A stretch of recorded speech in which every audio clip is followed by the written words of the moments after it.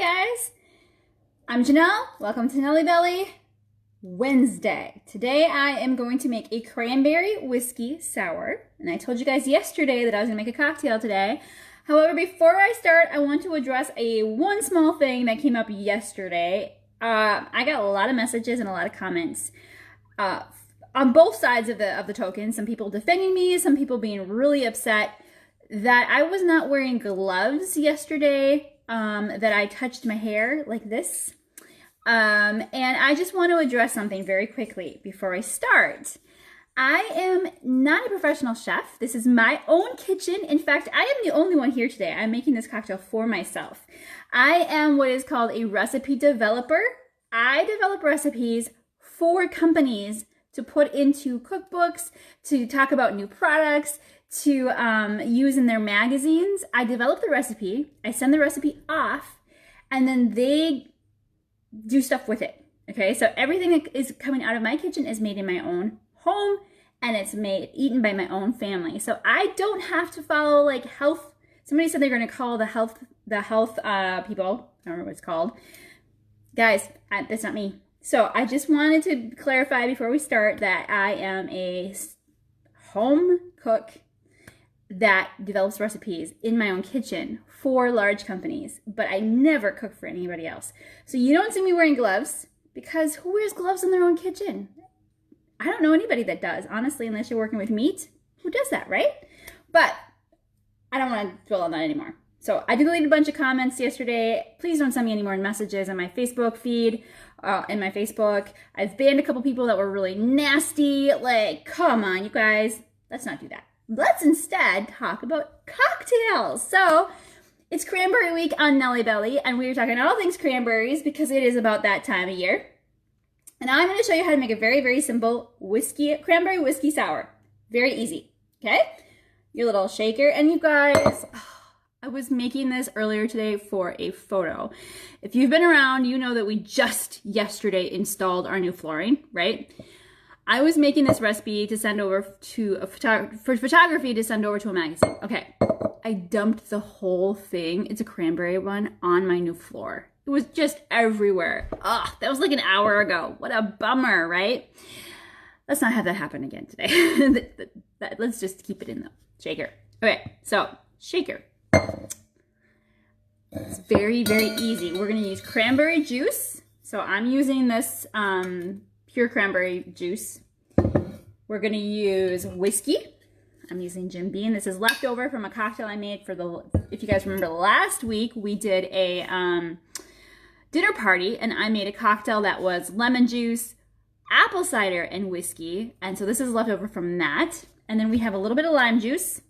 I would normally use real limes, but I'm out. And then we have Sprite or 7-Up or ginger ale or Soda Stream or whatever fizzy thing it is that you can find, okay? So it's very easy. We're gonna do equal parts of our cranberry juice and our whiskey. So I have 1 ounce, and I'm gonna do 2 ounces. 2 ounces of our cranberry juice and 2 ounces of our whiskey.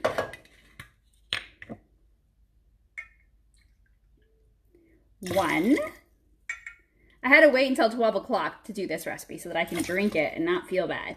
So after 12 o'clock, there's 2 ounces of our whiskey. So equal parts whiskey, equal parts cranberry juice.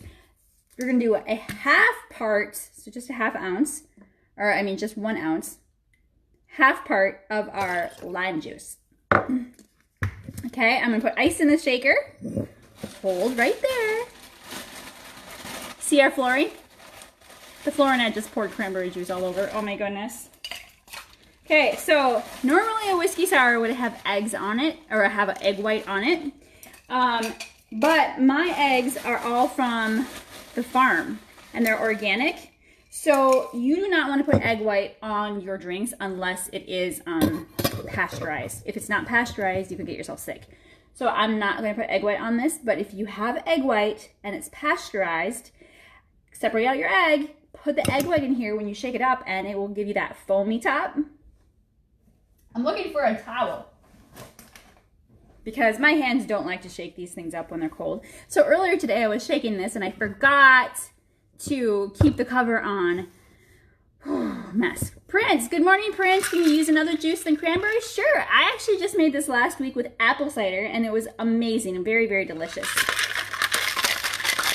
So again, egg white in here is what makes a proper whiskey sour. I'm going to give this a good shake. Shake it. Shake it, shake it.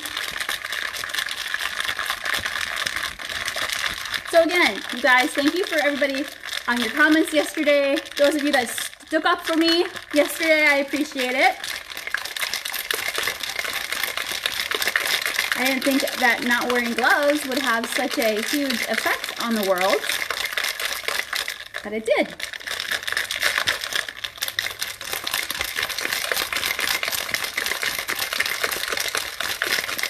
So I like to shake it for like a minute or two, probably.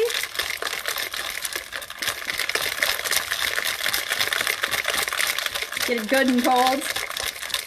Good morning, good afternoon. Let me know where you're from. We're making cranberry whiskey sours this afternoon. I got myself all mixed up on my time. So I have equal part whiskey and cranberry juice in here, and then a half part of lime juice. So 2 ounces of whiskey, 2 ounces of cranberry juice, and 1 ounce of lime juice is in here. Some ice. I'm giving it a good shake. If you have an egg white, then you might want to put an egg white in here. But if it's not pasteurized, don't use it. It's not pasteurized. That's why I don't have an egg white in here, because all of my eggs are from the co-op. They're all organic, brown eggs, local farm, and I don't want that stuff in my drink. Morning, Mary from Elverson, Pennsylvania. Whereabouts is Elverson, Pennsylvania?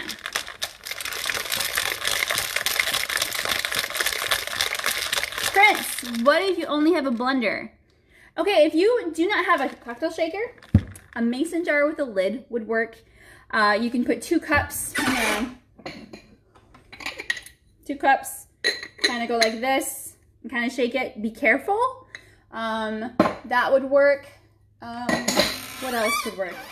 I'm not sure what else would work. Anyone else have any suggestions? I think those would be my top choices. You know what? A Tupperware. If you have a Tupperware with a lid, a good sturdy lid, stick it in there. Just give it a good shake. Whatever you can get a good shake off of, that's what you want to do. South of Philadelphia. All right. Never been to Philadelphia. I've been to, what's the other one? Pennsylvania? Pittsburgh. There we go. Pittsburgh. All right. So, Solid Frosty. This is how you want it. Hopefully this comes up. Sometimes I can't get the top off, and I was like, please let me be able to get the top off today. That would be embarrassing. All right. So then you pour it into your glass. Look how pretty this is. All right. Look at how good of a recipe this is. Almost exactly right. Dana Green from Birmingham, Alabama. Good afternoon, Dana. Jacinta, I hope I said that correctly. Good morning from Christchurch, New Zealand. It's 6 a.m. I am making a cocktail. I'm not sure you want to have a cocktail at 6 a.m. on a Thursday. I mean, maybe. All right, so then we take our bubbly, whatever bubbly of choice you want to go with, and you just top it off with some bubbly. And then if you want to do like a little swizzle stick of cranberries, you pop that in there. And that's the end of it. Cheers. So good. So, all the drama that happened yesterday, if you guys haven't seen yesterday's Facebook Live, go check it out. Read the comments. Please don't add drama. Don't add more comments that are mean. That's not necessary. But I realize a lot of people don't understand what it is that I do. And a lot of people probably think I'm a home cook, which I am. And so I'm going to open it up to any questions you guys might have about what I do, who I am, what I have, where I live. Ask me any questions you want. Like I mentioned before, I am a recipe developer and photographer. So I develop recipes for large brands and companies. So for instance, if they have a new product they want to introduce to the market, they're going to ask me, hey, could you develop a recipe to show people how to use this product in something tasty? And then I would create a recipe here in my own home, and I would test it several times. My family would eat it, and then I would send it off to the company. Usually I do photography for it so they can use it in magazines, or they might use it on an ad, they might use it on their websites. And then sometimes, back in the day, they would send it off to a chef, the recipe that I send them, and they would have a chef test it. That doesn't happen very often anymore because I've done this for so long that people now no longer feel like they have to test anything that I do. And I've only ever had 2 of my recipes ever sent back for tweaks, just tweaks, and then they went back to the company. But that's what I do, and that's where I have my knowledge of food. I'm not a professional chef by any means, and I don't cook for a restaurant or a catering company. It's kind of an odd gig, I know. But so if you read a magazine and you see a recipe in there you think is really good, you gotta think about, where do those recipes come from? Who makes them? Who takes the photography? That would be people like me. And I'm one of the people that would create that kind of content. So you guys, actually last week I was making soups. If you were around, I was making soups for a winter issue of a magazine, and creating the recipe and the photography for that magazine. So that's why I do not have the same training for like a chef. Like, I don't necessarily have the knife skills a chef would have because I don't need to. I can cook from my own home. It's supposed to taste good. I'm supposed to create recipes you guys want to make, right? And I don't like cook at restaurants, which, by the way, I have mad respect for people who cook in restaurants because they have a fast pace and they are under a lot of pressure, and I don't have to do that. I can turn on my music, pour my drink, and take my time making food. So it's a different kind of world that I live in. But I would love to know if you guys have any questions. If you, are interested in anything like that, let me know, because yesterday shot off a whole bunch of weird stuff. I was like, people don't understand what I'm doing. This community is built off of, although I do have my own business where we develop recipes for other companies. We do also have our own website and our own social media. And this Facebook page has 130,000 followers on it. But I use it for fun. I use it because I enjoy talking to you guys and showing you guys cool recipes that I think are really good. And it's kind of my playground. It's kind of where I have fun. So that's why I do these. And I don't make any money from them at all. If anyone thinks I do, I don't. It's just for fun. And, I think you guys are fantastic. And I love excuses to make whiskey sours at 1 o'clock, 12 o'clock in the afternoon. Michelle, you let your dad, you're in Detroit, and he loves whiskey. You guys, I love whiskey and bourbon. Whenever I go to a place to get a drink, I ask for what I call old man drinks, which is your whiskey, your bourbon, your scotch, your brandy. And they always think I'm silly, but I love them. They're so good. I actually had this idea in my head that I would love. I tried a cigar bar before. I never knew they existed. And I went to South Carolina and they had one there. That was super fun. But I've always thought I would love a grandpa sweater and glass of bourbon and a cigar and a dog on my feet sitting on the front porch. I'm like old grandpa. But anyways, so this is the cranberry sour. Like I said, I'm going to have the recipe up on my site. I'll have the photos and all that up very, very soon. It's very simple and delicious. The one thing I will say is that some people don't like their whiskey sours sour. Irony there. I do get that. But you could add a little bit of simple syrup to this, and then it would cut that sweetness, that tartness down a little bit.